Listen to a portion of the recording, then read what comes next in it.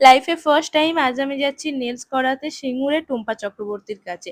আমি আমার original nails এর উপরই ডিজাইন করিয়েছি। একটা নেলস আমার ভেঙে গিয়েছিল, ওটাতে শুধু টিপস বসিয়েছি, বাকিগুলো সব আমার অরিজিনাল নেলস এর উপরে হয়েছে। আর দিদিও বলল যে আমার নেলস যথেষ্ট স্ট্রং আছে, কাজ করা যাবে, তো কোনো প্রবলেমই নেই। এটা আমি লাইফে ফার্স্ট টাইম করাচ্ছি, তার কারণ এর আগে আমি অনেকের রিভিউ দেখেছি যে নেলস করিয়ে অনেকের নেল বিট খারাপ হয়ে গেছে, নেলস পাতলা হয়ে গেছে।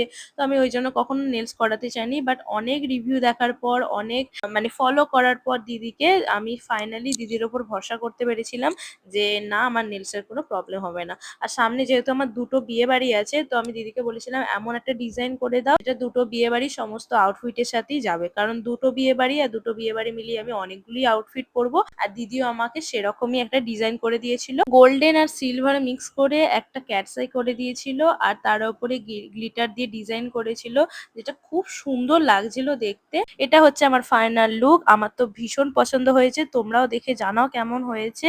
আর এখন তো ক্যাটসাই ভীষণ ট্রেন্ডিং একটা নেলস, যেটা এখন অনেকে পছন্দ করে, আমারও অনেক পছন্দ ছিল, কিন্তু নেলস ড্যামেজ হওয়ার ভয়ে আমি করাতে পারতাম না।